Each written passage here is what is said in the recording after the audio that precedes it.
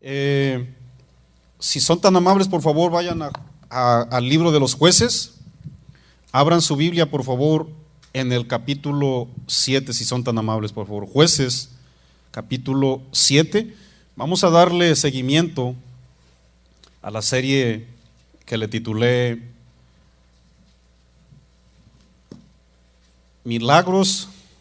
Victorias divinas en el Antiguo Testamento.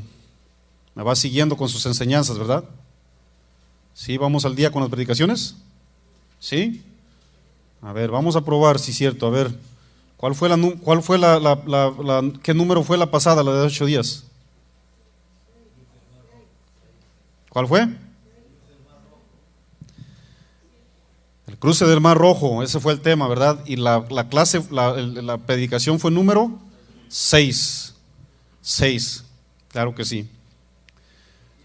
Entonces hoy viene la número 7, ¿ok? Hoy sigue la 7. Si es tan amable, vaya conmigo por favor a Jueces 7 y yo le voy a dar lectura al capítulo 6 y 7. ¿Qué les parece? ¿Estamos ahí? Bueno, a los que les gusta anotar, a este tema le titulé Gedeón enfrenta a los madianitas. 6 y 7 dice la Biblia. 7, 6 y 7. Y fue el número de los que lamieron llevando el agua con la mano a su boca, 300 hombres, y todo el resto del pueblo se dobló sobre sus rodillas para beber las aguas. Entonces Jehová dijo a Gedeón: con estos 300 hombres que lamieron el agua os salvaré, y entregaré a los madianitas en tus manos. Y váyase toda la demás gente, cada uno a su lugar. Gedeón fue uno de los 13 jueces, hermanos, quien Dios levantó en aquella época, con la finalidad de librar al pueblo de Israel de la mano de los enemigos. Acuérdense bien que Israel estaba siendo maltratado, estaba siendo presionado, estaba siendo abusado por un pueblo enemigo de Dios llamado Madián. Es triste es triste mirar aún, darle lectura a la Biblia en porciones así como que el pueblo hebreo una y otra vez desobedecía las instrucciones que Dios mismo le daba, que tenía que cumplir. Y en este libro de los Jueces, si usted lo lee, ¿verdad?, nos narra que Dios, cada vez que escuchaba el clamor de su pueblo, siempre, ¿verdad?, siempre absolutamente Dios se proveía, y lo que Dios hacía en su soberanía y en su misericordia, levantaba jueces para librarlos prácticamente de la mano del enemigo, ¿no? Tantos abusos. Pero lo triste, lo lamentable es que una vez que Israel, el pueblo de Dios, sentía paz, una vez que llegaba la bonanza en sus vidas, una vez que sentía la armonía y la tranquilidad, una vez que decían ellos: bueno, creo que ya no necesitamos nada, lo acabamos de lograr, tenemos plena confianza, tenemos mucha paz. Es más, creo que ya ni necesito a Dios. ¿Qué es lo que hacía el pueblo, hermanos? La Biblia dice que el pueblo se olvidaba de hacer la voluntad de Dios. El pueblo malentendía las cosas una vez que sentía esa tranquilidad en su situación, mis amados. ¿Cuánto se nos olvida a veces? Dios les levantaba jueces y la Biblia dice que había paz mientras el juez existía. Pero una vez que el juez que Dios levantaba dejaba de impulsarlos, una vez que se moría, dejaba de ser, el pueblo una vez volvía a hacer lo malo ante los ojos de Jehová, hermanos. ¿Cuántos saben que Dios es un Dios justo y simplemente castigaba entregándolos a su enemigo? Porque esa era la encomienda, hermanos. ¿Cuántos estamos de acuerdo que Dios promete bendición, pueblo cristiano? ¿Verdad que sí? Claro, Dios promete bendición, pero ¿cuántos saben que al no obedecer también Dios promete castigo? Tenemos que entender eso, mis amados. Dios no es un Dios injusto.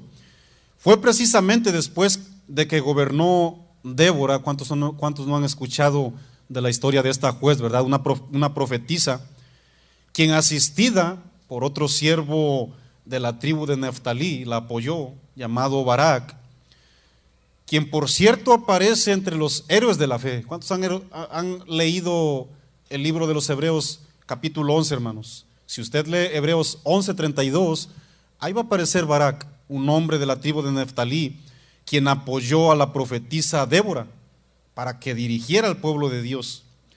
Ambos se unieron y derrotaron a un rey llamado Sísara. Este era general del pueblo cananita, ¿verdad? Del pueblo enemigo de Dios, según Jueces capítulo 4, se lo dejo de tarea. Estos provocaron paz y reposo para Israel por 40 largos años, según dice la Biblia en Jueces 5, versículo 31. Incluso, usted puede ver en todo el versículo 5 cómo se narra un cántico de alabanza a Dios por la victoria que Dios le dio a su pueblo en manos de Débora, unido con Barak. Usted puede leer todo ese capítulo 5 de Jueces, hermanos, todo un cántico por la liberación que Dios le otorga a su pueblo. En ese cántico también se reconoce la participación de los israelitas, hermanos. Acuérdese bien que Dios es un Dios que hace todo, mis amados, pero usted y yo también tenemos parte en ello, tenemos que participar también, ¿no? Entonces, en ese cántico se reconoce la participación de los israelitas y también celebran la destrucción de los enemigos, ¿no? Dice la Biblia ahí en Jueces capítulo 6 versículo 1 que los hijos de Israel hicieron lo malo ante los ojos de Jehová, y Jehová los entregó en mano de Madián por 7 años, hermanos. Miren, los madianitas, unidos por otro pueblo enemigo, amalecitas, y otros pueblos del oriente, narra la Biblia, ¿no? Uniendo fuerzas, dice la Biblia que se levantaban en contra del pueblo de Israel y venían como langostas, hermanos. O sea, era una multitud tremenda, ¿no? Cuando dice langostas, de cuenta un saltamontes, un chapulín, un tepocho, yo no sé cómo le pueda llamar usted, ¿va? La analogía es que venían a montones, hermanos, ¿va? Una multitud tremenda. Y dice la palabra del Señor que le destruían absolutamente todo, dejándolos sin nada de fruto, hermanos. Les destruían sus parcelas, todas sus cosechas, hermanos. Miren, ¿cuántos saben que los judíos no son de mucha estatura? No sé cuántos conozcan judíos. ¿Cuántos han visto judíos? Dense cuenta que tienen un distintivo, hermanos. Miren, yo estaba leyendo la nota en la guía de usos y costumbres de la Biblia, que por la falta de alimentos que se provocaba por tanta terquedad, los judíos no se alimentaban lo suficiente. Y note la estatura, hermanos. Note la estatura, que no son como, ahora sí que el güero europeo, ¿no? Alto, o el güero norteamericano. Por raza, no son altos, hermanos. No son tan altos. Y tuvo muchísimo que ver la falta de alimentación, hermanos. Fíjense hasta dónde puede, vamos a decirlo, ¿verdad? Influenciar las malas decisiones que usted y yo hacemos. No comían lo suficiente, hermano. Lean en la Biblia las tremendas hambrunas que pasaban, todo por altercar con Dios, hermanos. ¿Cuántos traen su barriguita bien llena, por cierto? Miren los muchachitos de hoy, hermanos. ¿Cuántos años tienes, mijo? 9 años y ya están por aquí. Tremenda bendición que tenemos aquí en este país, ¿no? Aparte de tantas cosas que ya le ponen a la comida, ¿no? Que de repente, miras, hay un chicol, ¿no? No sé cómo le digan en su pueblo, un carrizo, no sé. ¿Sí o no, hermanos? Pero los judíos, por tomar tan malas decisiones, miren, hasta su raza tiene ese distintivo, ¿no?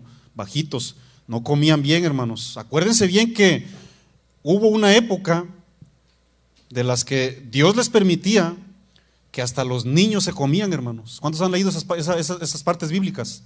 Lean el Pentateuco, hermanos. Hasta los niños recién nacidos se terminaban comiendo, hermanos. Y era parte del castigo. Era parte del castigo, mis amados. Imagínense el canibalismo, perdón. ¿Ah? Entonces, si usted nota eso, ¿ah?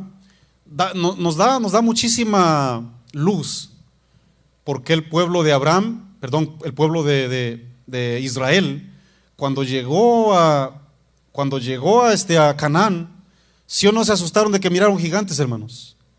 Bueno, fíjense vamos a decirlo, el dato, solamente comparen a un Goliat de poco más de 2,5 metros con un saqueíto por ahí a lo mejor que ni 1,5 metros llegaba. Solamente hagan la comparación, hermanos, para que más o menos sepan por dónde va el asunto, ¿no? Gedeón, descendiente de la tribu de Manasés. Vamos a leer, por favor, Jueces 7, del 1 al 2, por favor, para que yo siga explicando esto. Levantándose pues de mañana Jerobaal, el cual es Gedeón, ahorita explico, y todo el pueblo que estaba con él, acamparon a la fuente de Arod, y tenía el campamento de los madianitas al norte, más allá del collado de More, en el valle. Y Jehová dijo a Gedeón: el pueblo que está contigo es mucho, para que yo entregue a los madianitas en su mano. No sea que se alabe Israel contra mí, diciendo: mi mano me ha salvado. Gedeón fue descendiente de la tribu de Manasés, hermanos. A este hombre le nació incluso un gran temor, al grado que le reclamó a Dios cuando le hizo un llamado. Ahí en Jueces 6, versículo 13, dice la palabra del Señor: y Gedeón le respondió: Señor mío, si Jehová está con nosotros, ¿por qué nos ha sobrevenido todo esto? Miren, este hombre se sentía defraudado por Dios, hermanos. Se sentía abandonado, se sentía como lastimado por Dios. Esas palabras que él le dijo eran de resentimiento. Bueno, por fin, en otras palabras, ¿dónde están tus maravillas de las tantas que nos ha hablado nuestros padres? Porque los padres tenían por compromiso enseñarle el Pentateuco, enseñarle la palabra de Dios y decir el Dios maravilloso que los guardaba. Pero Gedeón, cuando miró la situación tan terrible, en lugar de alabar a Dios, cuando lo llamó, le comenzó a reclamar, hermanos. Ahora, yo les hago una pregunta, hermanos. ¿Cuántos padres muchísimas veces le hablamos de toda bendición a nuestros hijos de parte de Dios? ¿Verdad que sí? Pero, ¿por qué no le hablamos de las terquedades que hacemos para que sepan el contexto completo, hermano? Porque a veces, no, mira hijo, Dios bendice, y Dios esto, y Dios aquello, y Dios da, y Dios esto. Pero ¿por qué no le decimos que Dios también castiga cuando somos irreverentes, hermanos? El pueblo de Israel estaba diciendo nomás el lado A, pero ¿por qué no le dijo: mira, si no escuchas la voz, Deuteronomios 28 dice, mi hijo, que si no escuchares la voz de Dios, mira que yo te aseguro que te va a venir esto y hasta la locura, pues. Eso dice, no estoy exagerando. Eso dice Deuteronomios 28, hermano, léalo. ¿Por qué les digo esto? Porque muchas veces el corazón de nuestros hijos puede tener un mal concepto de Dios, hermanos. Cuando te viene la adversidad, usted y yo no sabemos qué explicarle, ¿no? Claro, la adversidad viene tanto por la desobediencia como por la obediencia a veces también, ¿sí o no? O sea, no obligadamente tienes que estar en terquedad, ¿no? Y tenemos que estar abiertos a explicarle parte por parte, porque si no, mis amados, cuando le venga a tu hijo, ¿saben lo que van a hacer tus hijos? Se van a ir al mundo, hermanos. Este Dios me lo presentó, este Dios que no hace nada. No, tenemos que enseñarle a nuestros hijos, mis amados, ¿no? Eso fue lo que le sucedió a Gedeón, ¿no? Él decía: ¿no nos sacó Jehová de Egipto? Y ahora Jehová nos ha desamparado y nos ha entregado en mano de los madianitas. Si sabían que muchas veces solamente le contamos a nuestros hijos el compromiso que tiene Dios hacia el pueblo, pero no les contamos el compromiso del pueblo hacia Dios. No se lo contamos a veces, hermanos, ¿sí o no? ¿No? Muchas veces en nuestras actitudes que manifestamos los creyentes, ¿verdad? Que somos llamados a servir. Muchas veces le reclamamos a Dios todo, ¿no? Sabiendo que muchísimas veces no estamos cumpliendo nuestra parte. Pero ¿cuántos saben que tenemos a un Dios misericordioso que extiende su longanimidad, ¿verdad? Esa paciencia, ¿verdad? Le agrega prácticamente ¿qué puedo decir? Una cadena, ¿no? ¿Cuántos saben que Dios en su misericordia nos extiende al grado de que muchas veces no nos paga conforme a nuestras rebeliones? Lo deben de recibir, hermanos. En Salmo 103, en el verso 10 y en el 11, dice la Biblia: no ha hecho con nosotros conforme a nuestras iniquidades, porque a veces sí merecemos más, hermanos, ni nos ha pagado conforme a nuestros pecados, porque como la altura de los cielos sobre la tierra, engrandeció su misericordia sobre los que le temen. Fíjense la importancia de temerle a Dios, hermanos. Fíjense nomás qué tremenda bendición, ¿va? Acuérdense bien que todas las personas que le tememos somos las personas que nos esforzamos por obedecerle. Dios le confirmó a Gedeón, le dijo: ciertamente yo estaré contigo y derrotarás a los madianitas como quien derrota a un solo hombre. Dios se lo dijo, hermanos, ¿va? Ahora, vaya que era un tremendo ejército. No vamos a tener tiempo para leer todo el 7 y el 8, pero vamos a leer partes importantes. Y solamente quiero decirles, hermanos, que estábamos hablando de 120,000 más 15,000, hermanos. 135,000 por lo menos estamos hablando, hermanos, a comparación de 32,000. Y Dios todavía le dijo: creo que es mucho, Gedeón. Imagínense. Todavía le contrarrestó, hermanos. Estamos hablando prácticamente de un 10% contra un 100, imagínense. En el versículo 1 que acabamos de leer, en el 7:1, dice la palabra del Señor que se levantó de mañana Jerobaal, ¿verdad que sí? El cual es Gedeón. Miren, la palabra Gedeón significa cortante, hermanos. Significa filo muy finito, ¿verdad? Capaz de cortar cualquier cosa. Ahora, ¿por qué se llamaba Jerobaal, hermanos? La palabra, Jerobaal significa en el idioma original: contienda Baal contra él. Para que entendamos esto bien rápido, ponga por favor su mirada en Jueces 6:30, por favor, bien rápido. Yo solamente quiero explicarle algo. Dice la Biblia, Jueces 6:30: saca a tu hijo para que muera, porque ha derribado el altar de Baal y ha cortado la imagen de acera que estaba junto a él. Y Joás respondió a todos los que estaban junto a él: contenderéis, Joás es el padre de Gedeón, ¿ok? ¿Contenderéis vosotros por Baal? ¿Defenderéis su causa? Cualquiera que contienda por él, que muera esta mañana. Si es un Dios, es decir, si Dios es Baal, contienda por sí mismo con el que derribó su altar. Fíjense nomás las palabras bien sabias que utilizó Joás, el padre de Gedeón. El contexto narra que cuando el ángel de Jehová le hizo el llamado a Gedeón, ¿va? Se los voy a resumir nomás así. Él le dio instrucciones, le dice: vas a ir a destruir el altar de Baal, porque los madianitas junto con el pueblo de Israel, pueblo que se corrompió, alababan a esa diosa, hermanos, ¿no? La diosa Acera era la diosa de la fertilidad de Canaán, ¿no?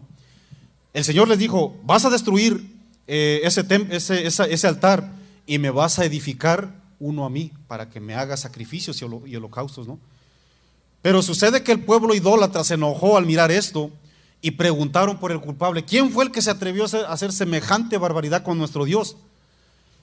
Joás, un hombre espiritual, de una manera sabia, le dijo: oye, ¿quién te dijo que tú vas a salir a boxear por los dioses?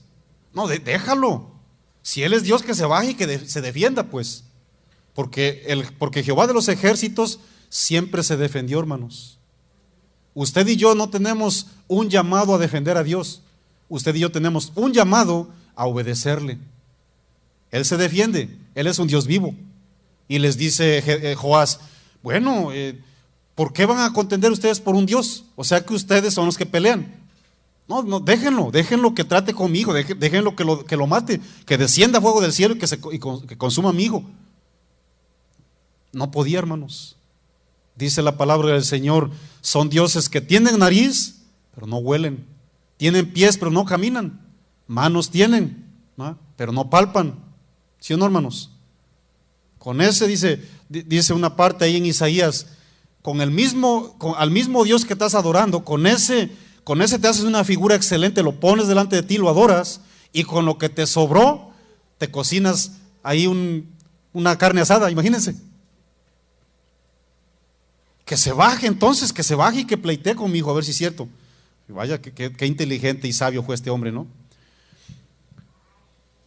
Estas personas estaban adorando a una deidad llamada Acera, que le representaban y le atribuían el poder de la fertilidad, hermanos.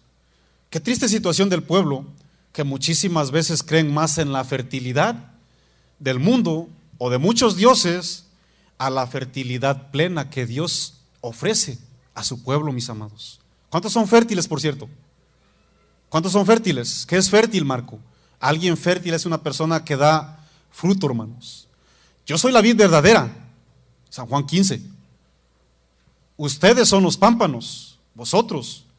El que permanece en mí y yo en él, este lleva mucho, dice la Biblia, mucho fruto. Usted y yo somos llamados a ser fértiles, hermanos.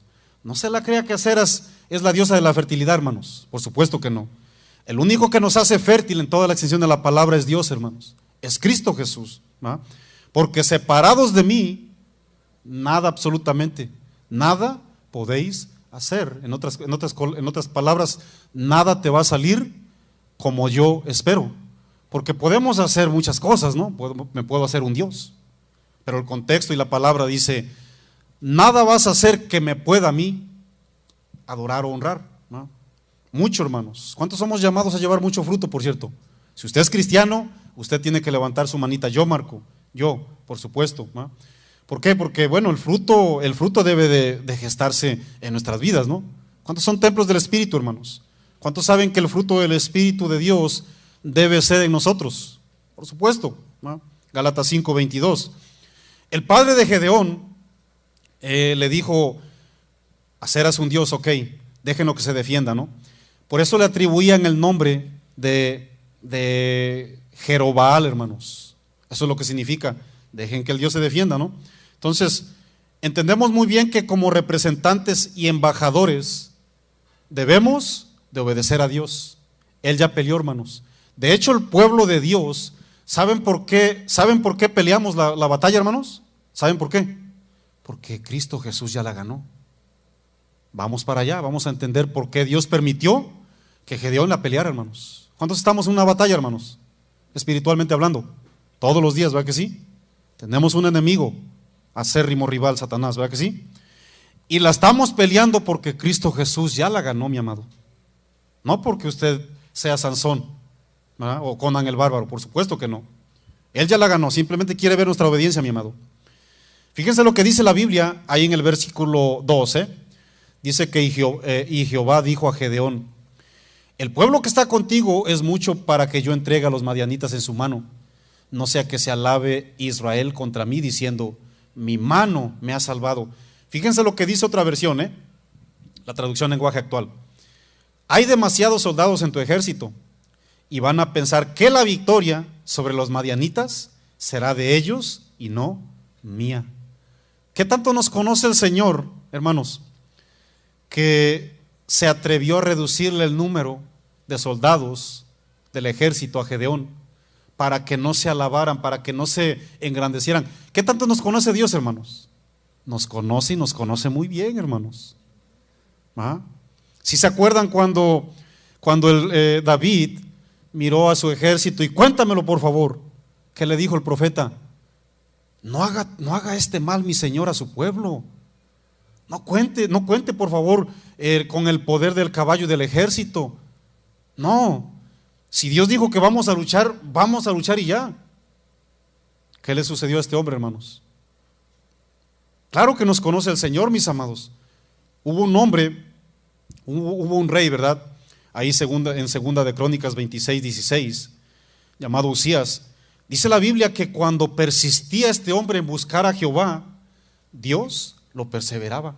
Persistir, hermanos, persistir, perseverar, trabajar, obedecer a Dios, ¿no? Pero ¿qué sucedió cuando este hombre se sintió fuerte? Dice la Biblia que tuvo logros. Era conocidísimo el hombre. Sí, fue un tremendo rey usado por el Señor, ¿no? Pero cuando se sintió fuerte, dice la Biblia que se enalteció su corazón para su propia ruina. ¿Y cómo terminó, hermanos? Leproso, hermanos. Dios nos conoce que nos podemos enaltecer, por supuesto que sí, ¿no?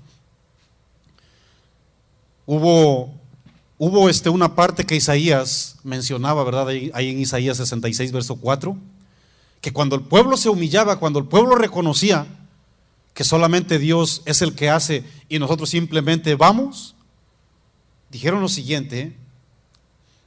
Él dijo que todas las obras justas eran trapos de inmundicia. En otras palabras, no significa que Dios no recibe lo que hacemos, hermanos. ¿Saben qué estaba diciendo? Que es imposible ganarnos el favor de Dios por obras. De hecho, el cristiano genuino no viene a ganarse el favor de Dios por obras. El cristiano genuino viene a hacer obras. Viene a hacer obras porque ya tenemos el favor de Dios. ¿Sí o no, hermanos? Claro que sí. Verso 3. Ahora, pues haz pregonar en oídos del pueblo diciendo: quien tema y se estremezca, madrugue y devuélvase desde el monte de Galaad. Y se devolvieron del pueblo. ¿Cuántos se devolvieron, mis amados? ¿Cuántos dice su Biblia ahí? 22,000, y solamente quedaron 10,000. Gracias. Miren, escuchen lo que dice la Nueva Traducción Viviente, ¿eh? Pongan atención. Por lo tanto, dile al pueblo: a todo aquel que le falte valentía o que tenga miedo, fíjense lo que dijo Dios, que abandone este monte y se vaya a su casa. La traducción en lenguaje actual dice que cualquiera que tenga miedo se regresa a su casa. Miren, hermanos, ¿cuál hubiera sido la respuesta cuando Dios nos hizo un llamado? ¿O cuál es la respuesta a la gente que nos está haciendo un llamado hoy día a servir en su obra, hermanos? ¿Cuál hubiera sido mi respuesta si en lugar de Gedeón hubiera sido yo o hubiera sido usted, hermanos? Nomás de repente de 32,000 le dejan 10,000. ¿Qué hubiera hecho usted, hermano? Fíjense que hubo 22,000 que dijeron: amén, gloria al Señor, buenos Dios, ahí nos vemos. ¿Qué hubiéramos hecho usted y yo, hermanos? ¿Se dan cuenta que en medio de un pueblo tan pero tan numeroso siempre seremos minoría la gente que está comprometida con Dios? Que no le extrañe, hermanos. Es una realidad. Es una realidad, mi amado. ¿Qué cree usted que existía en esos corazones, mis amados? Tal vez cobardía, tal vez hubo mediocridad, tal vez hubo cansancio. ¿Cuándo están cansados, por cierto? Tal vez hubo insinceridad, tal vez hubo falta de compromiso, tal vez había intereses muy personales que querían lograr, tal vez había apatía. ¿Qué hubo, hermano? ¿Cuál le gustó de todas estas? Usted se lo pone ahí. Pero fíjense lo sabio que es Dios, hermanos, Fíjense lo sabio, Hasta cierto punto fue sabio que Dios los dejara ir. No, Dios no eligió, Grábeselo en su corazón, lea la Biblia, por favor. No me haga caso a mí. Dios no eligió, Eso no era el punto. Dios simplemente lanzó, en este caso, el principio. Dios lo que quería, hermanos, era que la gente no contagiara, porque vaya que hoy día el temor está contagiando muchísimos corazones, mis amados. Y hasta cierto punto es mejor no meter a ese grupo. ¿Ustedes por qué creen que cuando alguien entra en cierta rebeldía, en cierta desobediencia, ¿Por qué creen que es más sabio y es más edificante dejarlo así como a María la dejaron, 7 días afuera? ¿Usted por qué cree, hermano? Hermano, si contagia, miren, deje una cebolla podrida en medio de otras. Deje una fruta podrida en medio de otras. ¿Qué va a suceder? ¿Cuántos lo han visto? ¿Qué sucede? Se pudren las demás. El temor iba a infectar al pueblo, hermanos. Y Dios no quiere un pueblo temeroso, mi amado. Él no eligió. Él le dice, diles, a ver quién sale corriendo. Él los conocía, claro que sí. Pero él no va a elegir por ti, hermano. ¿Por qué quería que esos 22,000 corazones llenos de temor se fueran, hermanos? Acuérdense bien que el pueblo de Canaán, lo primero que hizo cuando miró el pueblo mayor, más grande, fuerte y fortificado, ¿qué hizo, hermanos? Lloraron, gritaron. En cierta ocasión incluso hablaban hasta de apedrear a Moisés. Imagínense, hermanos. Miraban, no, pues no le doy ni al ombligo, ¿no, Moisés? Ahí arréglate, o Josué, a ver quién se arregla, ¿no? ¿Cree que sería de bendición tener 22,000 llenos de temor aquí dentro del pueblo? ¿Usted qué cree, hermano? ¿Cree que sería de bendición? Por supuesto que no. ¿Cómo viene su corazón, por cierto, hoy, hermano? Llenos de temores, llenos de miedos, tal vez lleno de inseguridad. ¿Cómo viene su corazón, hermanos? Acuérdense bien que el cristiano tiene que estar seguro en Cristo, hermanos. La situación puede variar. La situación puede variar. Pero su identificación o su identidad en Cristo no puede variar, hermanos. ¿Cuántos estamos seguros en Cristo? ¿Cuántos sabemos que tenemos la misma sustancia de Dios morando en nosotros? ¿Sí o no, hermanos? Miren, cuando yo estaba preparando este tema, me acordé de un grupo allá en Nueva York. ¿Cuántos han estado en Nueva York, por cierto? Bueno, los que estuvieron en Nueva York, ¿no? Ustedes saben que allá en Nueva York es un lugar dificilísimo para vivir, hermanos. No cualquier persona se puede dar el lujo que tiene usted ahorita, ¿no? Usted tiene un departamento solito. Usted tiene una casa solo, a lo mejor. Tiene un carro, tal vez. Allá en Nueva York es dificilísimo, mi amado. Bueno, le digo esto para que sepa más o menos de lo que yo le voy a hablar, ¿no? El reto. Hubo una ocasión que yo fui ahí a Manhattan, a la ciudad de Manhattan, a buscar trabajo, y este asiático me dio chamba. Pero cuando yo empecé ahí por voces de los demás, me empecé a dar cuenta que no era un lugar nada sano, nada correcto para que yo trabajara. Pues bueno, eso me puso en duda, ¿no? Pero yo quise ayudar, hermanos, y le comentaba a las personas, oye, ¿cómo te tratan aquí? ¿Cómo es el patrón? ¿Verdad? ¿Qué crees tú? ¿Hay un futuro aquí o no? Era una fábrica de costura. Y ellos me dicen, ¿sabes qué? Mira, aquí se supone que tienen que pagar por quincena. Pero sí sabes que ya pasó una quincena, ya llegó la otra y no nos han pagado. Y dije, no, aquí creo que no es mi lugar este. Pero ¿por qué no hacemos algo? ¿Por qué no nos paramos en grupo, confrontamos al dueño y le exigimos que nos pague? ¿Qué les parece? Sí, me suena bien la idea. Y en un ratito ahí estaba el grupito bien a gusto, ¿no? Ahí estaba yo, según yo, como caudillo del norte, ¿no? Sí, vamos a reclamar lo propio, claro que sí. Bueno, se juntó el grupito, ¿no? Bien valientes todos. ¿Qué creen que hicieron cuando el patrón puso un pie dentro del edificio, hermanos? ¿Qué creen que hicieron? Se echaron a correr todos, cada quien a su lugar, y empezaron a coser ahí. Y yo pues miré, ¿no? ¿Dónde están los 22,000? Me dejaron solo, hermanos. Y que digo, bueno, es tiempo entonces, ¿no? Y el patrón, pues como me miró solito, ahorita lo hago papilla, que se me acerca. ¿Qué se trae usted, Marco? Mire, estábamos haciendo un plan porque queremos nuestro dinero, pero veo que a la gente no le interesa. A mí sí me interesa que me pague. ¿Me puede por favor pagar y me voy? ¿Y por qué solamente tú me dices? Porque la demás gente no habla y yo no voy a hablar por los demás. Yo le estoy pidiendo mi sueldo. Ya miré que los demás están a gusto aquí, que no les pague. Deme mi sueldo, por favor. No, es que nomás tú. Sí, nomás yo. ¿Y me va a pagar o no? No sé si te vaya a pagar. Ven tal día. Ah, ok. Por la buena. Sí, pues mexicano, hermano. No, imagínense. Un macho mexicano, imagínense. Y luego que soy cinta negra, ¿sí saben que es cinta negra? ¿Sí? Bueno, es cinta negra porque no la lavaba yo, pues. ¿No?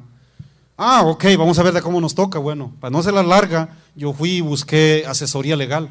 Llega el abogado conmigo, hasta española hablaba, estaba casado con una mexicana, de ahí de Izúcar de Matamoros, Puebla. Me acompañó y me dice, sí, ¿quién es este hombre? No, pues es Sinsuchón. Ah, ya lo conozco. No se llama así, es un asiático, más digo que Sinsuchón. Es Sinsuchón, este hombre, ya lo conozco. Vieras cuántos problemas hemos tenido con este hombre. Ven, vamos a verlo. Hey, ¿por qué no le pagas a Marco? Pues yo le dije que sí le voy a pagar, pero es que es muy arrebatado. Ah, no, que no. ¿Qué creen que hizo este hombre? Me agarra y me da dice, ten, aquí está tu pago. Me dio un cheque sin fondo, hermanos. Me retó todavía. Y ahí va el macho mexicano otra vez. ¿Qué cree este abogado? Me dio un cheque sin fondos. Dile que si no te da el dinero mañana o pasado mañana, que se las va a ver conmigo otra vez. ¿Sabe qué, mi amigo? Mire, su cheque no sirve. Ya me dijo el abogado y esto de su parte. Oh, ok, vente al día. Y que me paga, hermanos. Me pagó.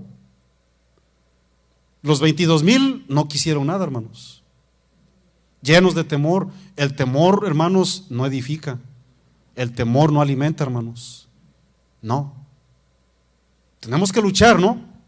Bueno, eso fue algo secular, hermanos. Pero igual nos da una analogía, ¿no? No estaba el Chapulín Colorado ahí para defenderme, pero bueno, tuve que defenderme, ¿no? ¿Sí o no? Versículo 4, hermanos. Deja el temor, por favor. Versículo 4. Y Jehová dijo a Gedeón, aún mucho el pueblo, hermano, deje los temores, por favor. Fíjense lo que dice el Señor, aún es mucho el pueblo, llévalos a las aguas, y allí, ¿qué sucedería, mi amado? Te los probaré. Subraya esa palabra, hermanos. Dios los prueba, hermanos. Esa palabra probar, del hebreo saraf, significa, yo te los voy a fundir así como se refina un metal. Imagínense, mis amados. Yo te los voy a acrisolar, eso es lo que significa el hebreo. Acrisolar significa purificar un metal, mis amados, ¿ok? Esa palabra también significa confirmar la solidez o perfección de una virtud humana al ponerla a prueba o en práctica con mucha frecuencia, hermanos. ¿Cuántos saben que Dios cuando nos hace un llamado es para que nos moldee y nos pruebe, hermanos? Claro, es para sacar todo lo que no nos va a servir en el camino, ¿no? Si usted se da cuenta cuando hay una competencia, ¿verdad?, de carreras, ¿cuáles son las prendas de vestir que lleva el corredor, hermanos? Una camisita aquí nomás media ombliguera, nomás de tirantitos, y un chorcito casi, ¿verdad?, casi hasta la parte de arriba de las piernas, ¿sí o no, hermanos? ¿Por qué? ¿Porque quiere enseñar pierna? No, quiere estar bien ligerito, ¿no? Entre menos le estorbe, más fácil, porque lo que quiere es avanzar, ¿no? Correr con todo, ¿sí o no, hermanos? Dios también quiere tratar con nuestro corazón para que le sirvamos, hermano, para que le sirvamos. Si de algo está bien interesado Dios y en algo Dios mora y nos quiere moldear y nos quiere limpiar, es esa área, hermanos, el corazón. El corazón. Dice la Biblia en Proverbios 17, versículo 3, el crisol para la plata y la hornaza para el oro, cada cosa con su cosa. Pero Jehová prueba los corazones. Sí, hermanos, es Dios el que nos va a probar. Dice la Biblia en otra versión, el oro y la plata se prueban en fuego. Nuestras intenciones las pone a prueba Dios. San Pedro le dijo, ¿verdad?, al pueblo cristiano ahí en San Pedro 4:12, amados, hermanos, no os sorprendáis por el fuego de la prueba que os ha sobrevenido. No nos sorprendamos, hermanos. Si me quitó 2,000 o 3,000, bueno, el Señor me dijo que yo voy a pelear. No sorprendan como si alguna cosa extraña os aconteciese, hermanos. ¿Cuántos hemos sido probados, hermanos? ¿Cuántos?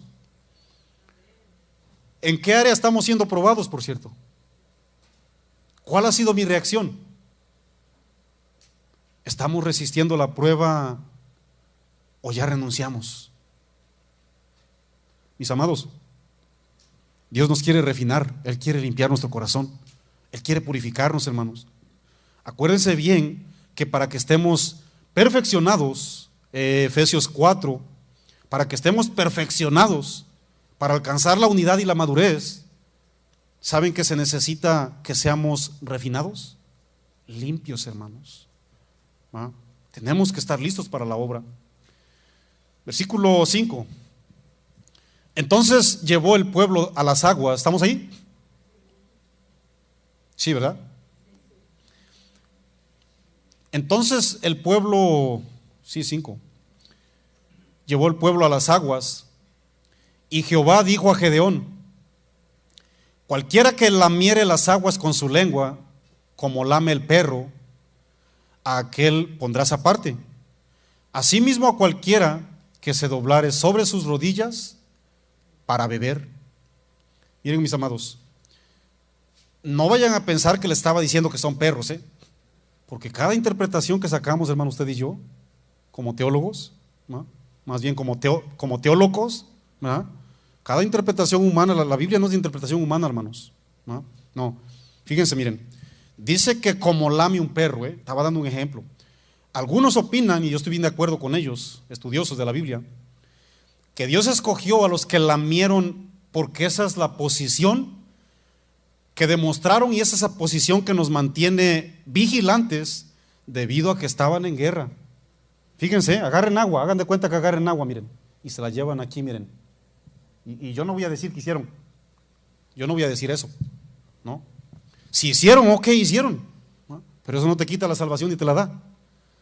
A lo que yo voy es que si es una posición de estar vigilante, hermanos. Miren, agarran y o la lengua, como usted quiera. Pero miren, vigilancia, hermanos, vigilancia. Ahorita la va a entender cuando miremos lo demás, ¿va? Mientras que los demás metieron sus caras al agua, o por lo menos se acercaron al agua, y esa posición mostraba un descuido, eran presa fácil, hermanos, eran presa fácil. Y Dios se está dando cuenta muy bien quién viene descuidado y quién viene vigilante. Si sabían que Dios siempre le decía a los vigilantes, a los atalayas, ¿verdad que sí? En el Antiguo Testamento: pongan atención, por favor, cuando ustedes miren al enemigo y cuando lo vean de lejos, vamos a dar voces, ¿sí o no? Toquen la trompeta, toquen el cuerno, toquen el shofar, qué sé yo, ¿no? Pero den voces para que el pueblo esté listo, ¿sí o no, hermanos? La actitud vigilante es una actitud que Dios quiere que tengamos usted y yo, mi amado, ¿va? Y a esos son los que véngase para acá, usted está listo para la obra, ¿va? No tiene caso traer chorrocientos mil, hermanos, que metan la cara y llega el enemigo y hasta los levanta ahí del calzoncillo, ¿no? No, hermanos, la posición de vigilante es una posición que le agrada a Dios. Se lo voy a poner bíblicamente, bien rápido, no tiene que ir ahí, escuche. Marcos 14:38, Jesús dijo: velad y orad para que no caigas en tentación. Esa posición es de vigilante, hermanos. Lucas 21:36, velad pues en todo tiempo orando. En todo tiempo, hermanos, San Pablo le dijo al pueblo de Corintios, ahí en Corintios 16:13, velad y estad firmes en la fe, hermanos. Velad. Y esta gente no permaneció firme, hermano. Dobló sus rodillas para saciar su fe sin importar cualquier descuido. ¿Cuántos saben que Satanás está como ese Leonardo rugiente buscando a ver quién está flojito, hermano, para que lo despedace? ¿Sí o no, hermanos? Sí, mis amados. El Señor le dijo a la iglesia de Apocalipsis 3, versículo 3, le dijo a la iglesia de Sardis: si no velas, vendré sobre ti como un ladrón. ¿Cuántos han escuchado una llamada de un ladrón? A ver, dígame por aquí. A ver, hermano, Pedro, por favor me deja abierta la puerta de su garage, y las llaves de su coche, porque me lo voy a llevar esta noche. ¿Cuántos han recibido una llamada, hermanos? Nadie sabe. ¿Y qué hace Pedro? Le echa seguro, le pone seguridad a su casa, y de vez en cuando que se para al baño, le echa a ver, déjame ver a mis hijos en la cama, sí, las ventanitas, todo bien, las puertas. Yo tengo una buena costumbre, hermanos, ¿va? Yo tengo una buena costumbre. Yo cada vez que me levanto al baño, a las 2 de la mañana, 5 de la mañana, yo voy a la puerta y veo si está abierta, por dos cosas. Se nos puede escapar un hijo. Se nos puede escapar un hijo, ¿eh? No voy a estar roncando como Elí, hermano. O a lo mejor un hijo por descuido la dejó abierta. ¿Y qué sucedería, hermanos? Sí, yo sé que el ángel de Jehová acampa alrededor de los que le temen, pero Dios nos dio una inteligencia, hermanos. ¿Sí o no, hermanos? Bueno, si usted no lo hacía, si usted roncaba así como tráiler de bajada, bueno, acuérdese de ir por favor a mantener vigilante, hermano. Es de bendición, ¿eh? La palabra vigilar del griego gregoreuo significa mantenerse despierto. ¿Qué significa eso, Marco? ¿Ya no voy a dormir? No lo vayan a interpretar, hermano, porque hubo por ahí una persona que conocemos muy bien que ya no dormía. No, es que la Biblia dice que nos debemos de mantener despiertos, imagínense, hermanos.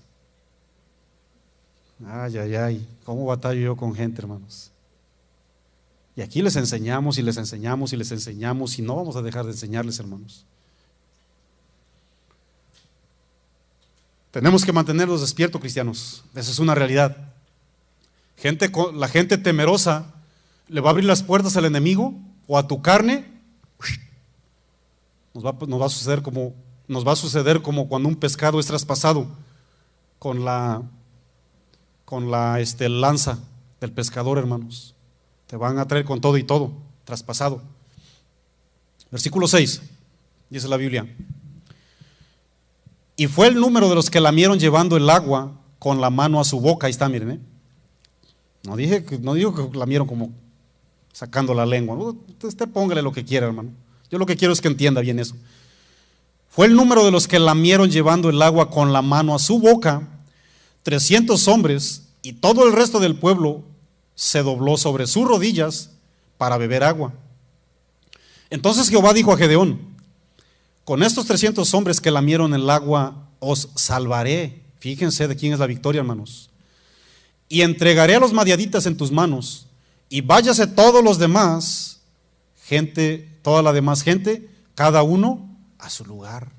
Váyanse, restáurense, siéntense. Que se échenles porras. Échenles porras, aunque sea, yo no sé, fanfarrias, pero ustedes no están listos para pelear. Siéntense un rato, ¿no? Verso 8. Y habiendo tomado provisiones para el pueblo y sus trompetas, pues había trompetas para aventar para arriba, pues fueron muchos, imagínense. Envió a todos los israelitas, cada uno a su tienda, y retuvo a aquellos 300 hombres, y tenía el campamento de Madián abajo en el valle. Y aconteció que aquella noche Jehová le dijo: levántate y desciende al campamento, porque yo lo he entregado en tus manos. ¿Estamos ahí? Yo lo he entregado en tus manos. Y si tienes temor de descender, baja tú con Fura, tu criado. Era como un, ¿qué le puedo decir? Un security, a ver, ayúdeme por favor ahí. Como un guardaespaldas, pues. Un guardaespaldas. Cada quien llevaba ahí cuando la palabra dice ahí, su siervo, ¿va? Era como gracias. Fura, su criado, hasta los puestos avanzados de la gente armada que estaba en el campamento. Y los madianitas, los amalecitas y los hijos del oriente, ahí está, hermanos. 135,000, luego usted lee el número con más calmita en casa, más adelante. Como langostas en multitud, y sus camellos eran innumerables como la arena que está a la ribera, a la orilla del mar, en multitud. Cuando llegó Gedeón, he aquí que un hombre estaba contando a su compañero un sueño, diciendo: he aquí yo soñé un sueño, veía un pan de cebada que rodaba hasta el campamento de Madián, y llegó a la tierra y la golpeó de tal manera que cayó, y la trastornó de arriba a abajo, y la tienda cayó. Y su compañero respondió y dijo: esto no es otra cosa, es una afirmación, pregunta afirmativa. Esto no es otra cosa sino la espada de Gedeón, hijos de Joás, varón de Israel. Dios ha entregado en sus manos a los madianitas con todo el campamento. Miren, hermanos, Gedeón fue alguien que pedía señales. Escuchen bien, Dios le correspondía a darle señales, Porque Dios estaba mostrando su paciencia y su misericordia debido a que pudo alcanzar a mirar dos cosas en el corazón de Gedeón. O sea, esto no es un patrón absoluto, ¿eh? No significa que obligadamente, porque Gedeón le dijo, ¿sabes qué, Señor? Pues si tú estás conmigo, mira, si tú estás conmigo, entonces mira, voy a poner una malla, y si la malla se moja, es que sí estás conmigo. Ahora viceversa, ahora que la malla parezca sequecita, usted lee el contexto. Y Dios lo hacía, hermanos. No significa que es un patrón absoluto y obligadamente Dios me tiene que responder así para que yo reaccione, hermanos, porque muchos sí lo tergiversan. ¿Puede suceder, Marco? Por supuesto que puede suceder, pero no le va a suceder a toda la iglesia. Dios estaba mirando dos cosas en el corazón de Gedeón, por eso le correspondió, hermanos. Miren, número uno, Dios miró que había fidelidad, había interés, no había sentimientos encontrados para un simple pedir y jamás actuar. Porque muchas veces sí pedimos, Señor, me das esto y me das esto, y no haces nada, hermano. Y Dios está mirando las intenciones. Dios le respondió a este hombre porque él sabía que no había doblez de corazón. Él sí quería hacer. Esa fue una parte. La otra parte, hermanos, Dios entendía que la fe de Gedeón había sido puesta en reto debido a que le estaba reduciendo el número. Y le dijo, ok, está bien, entiendo que eres ser humano, pero ya miré que muy probable, ¿verdad? Como ser humano, pues te me eches a correr por ahora sí que el 0.10. Imagínense, 32,000. El 10% son 3,200. 3,200, sáquenle el 10%, 320. De 320, 32.0. De 32 hasta 0.10, pues para acabar pronto más o menos. Por ahí los matemáticos, los físicos. ¿Sí o no, hermanos? Con un 0.10, Señor, por eso el Señor tuvo misericordia y le dijo, está bien, mijo, yo te voy a dar otra señal. ¿Cuántos piden señales, por cierto, hermanos? Es correcto, no se asuste. Es correcto, hermano, pida señales, por supuesto que sí, ¿no? Pero muchas veces cuando miramos esa reducción casi hasta el cero, hermano, la gente comienza a dudar y a temer de Dios, hermano. ¿Cuántas personas ya los encerró el temor porque se les redujo el salario de su trabajo? ¿A cuántas personas, hermanos? ¿Cuántas personas les llega el temor y el miedo de seguir a Dios cuando los recursos y sus proyectos también se redujeron, hermanos? Mucha gente deja de seguir a Dios porque en su negocio ya no hay suficientes pedidos. Y no, es que ya no voy a la iglesia, ¿por qué? Es que mira, yo nomás abría mi negocio 5 días, pero ¿sabe qué, pastor? Ya me voy a mirar obligado a abrir sábado y domingo también, porque las ventas ya no dan lo mismo. Mi hermano, por favor, yo no soy Dios, pero sí le diría que abra su ojo, por favor.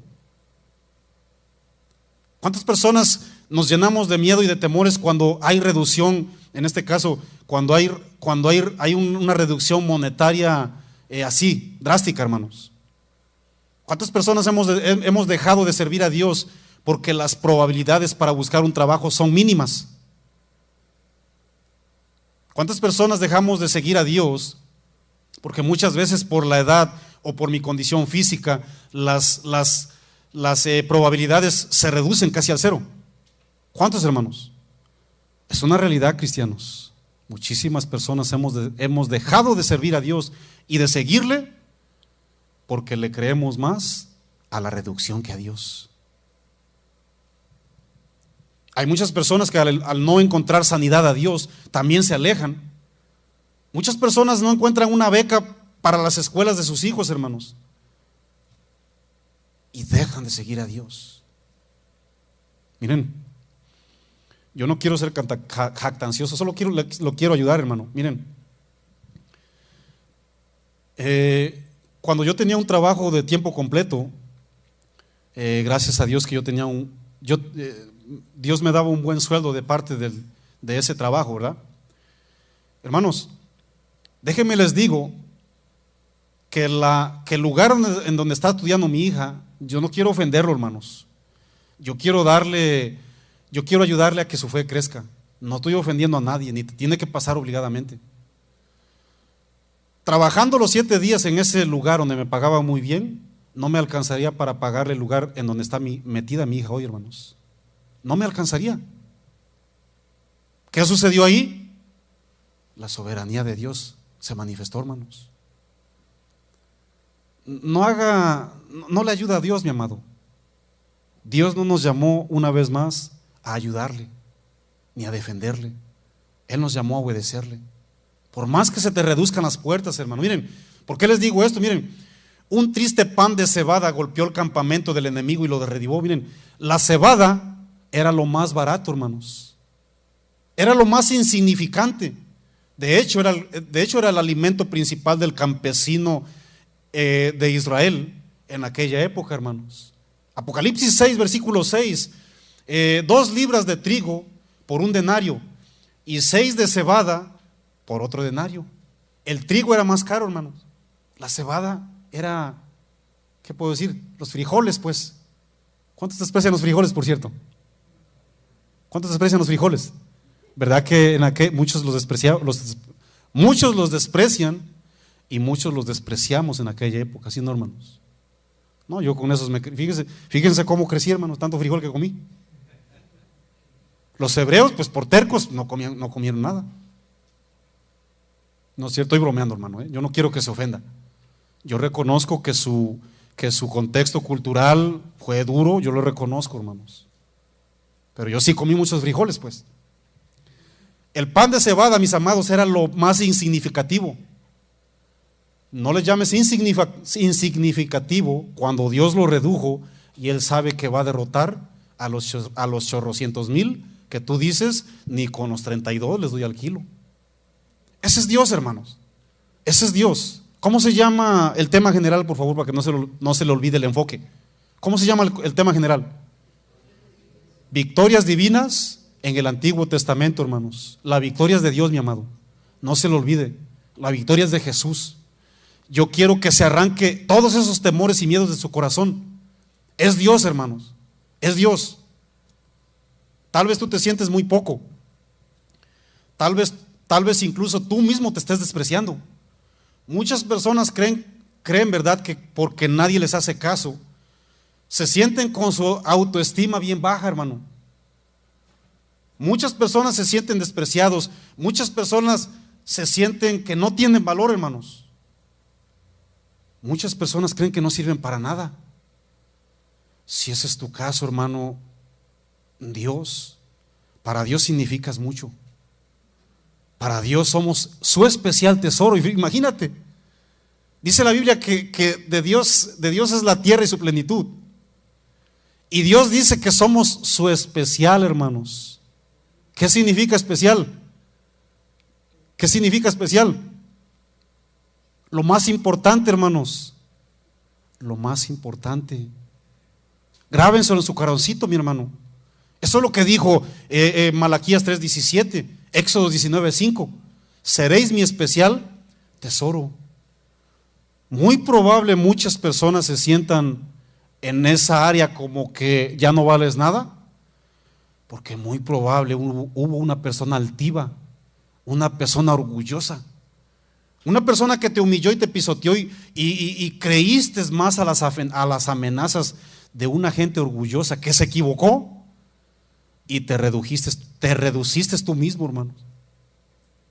Tú mismo te redujiste. Dios no nos redujo, Dios reduce el número, pero jamás reduce tu corazón. Jamás, mi amado. Ciertamente somos vasijas baratas de barro, ¿no? Vayan por favor conmigo, bien, y pónganse bien. Vayan por favor conmigo. 2 Corintios 4:7. 2 Corintios 4, versículo 7.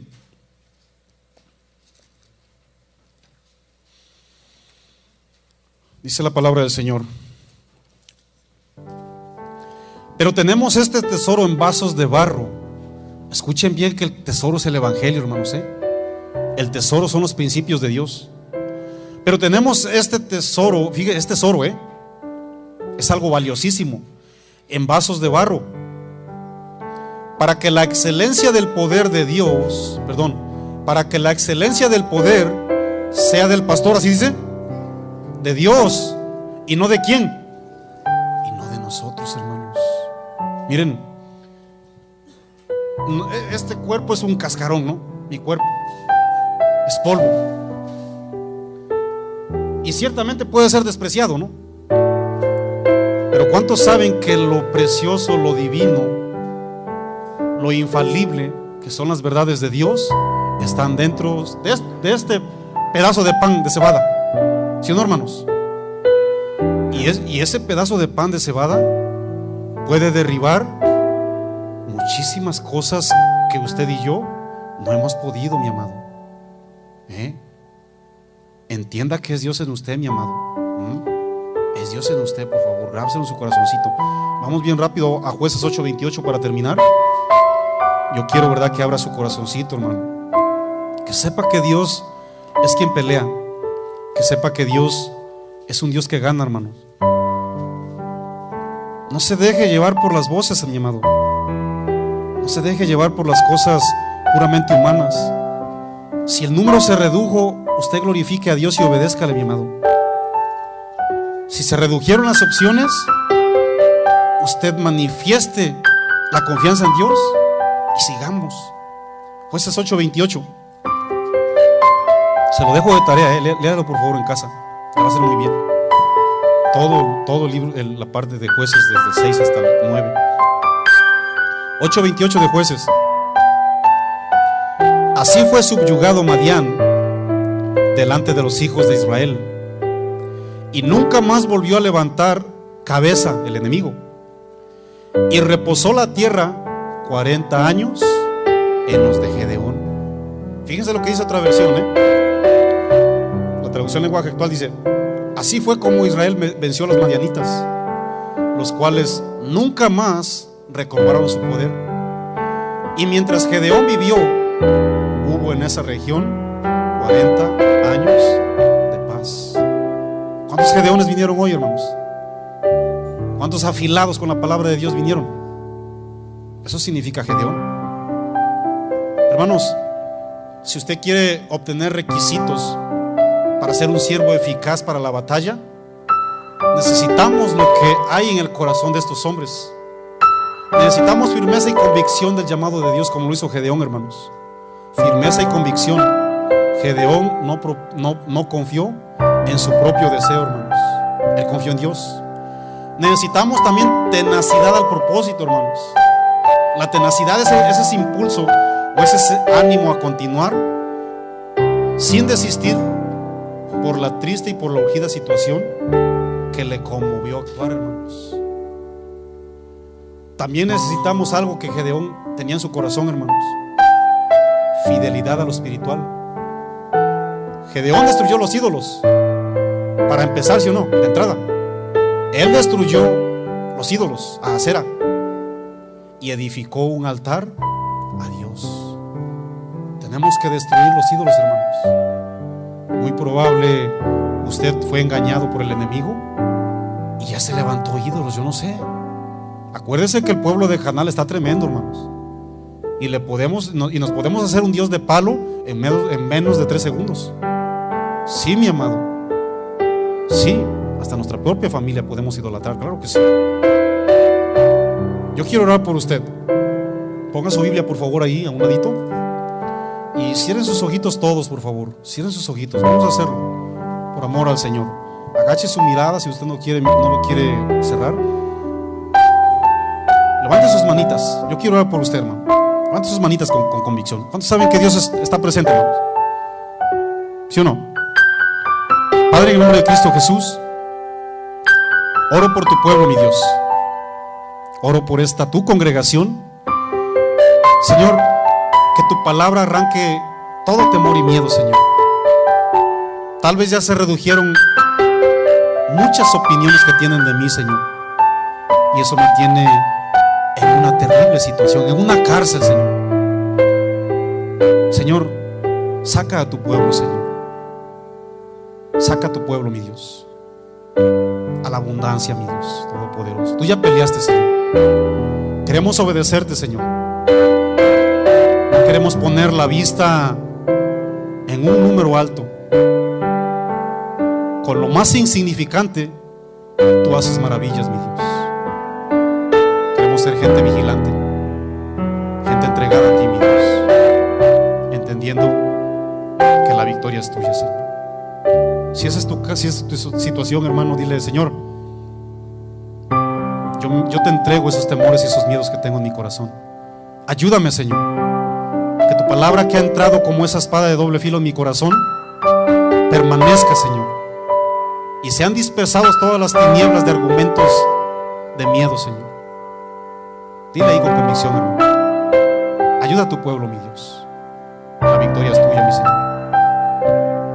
Me faltarían palabras para engrandecer y embellecer tu poderío, mi Dios. Solamente quiero decirte: recibe la gloria, recibe la honra. Gracias, mi Dios. Gracias por ser nuestro Dios. Gracias, mi Dios. Recibe toda gloria y toda honra, Señor. La autoridad y el imperio es tuyo. Y también de agradecimiento quiero que recibas un fuerte y caluroso aplauso. Den un aplauso, pero bien fuerte al Señor, hermano. Tú reinas, mi Dios. Tú reinas, mi Señor. Tuya es la victoria, Señor. Gracias por tu palabra. En el nombre de Cristo Jesús. Amén. Denle un saludo, denle un abrazo al que está ahí a un ladito. Dígale: Dios te bendiga. Nos miramos para el jueves.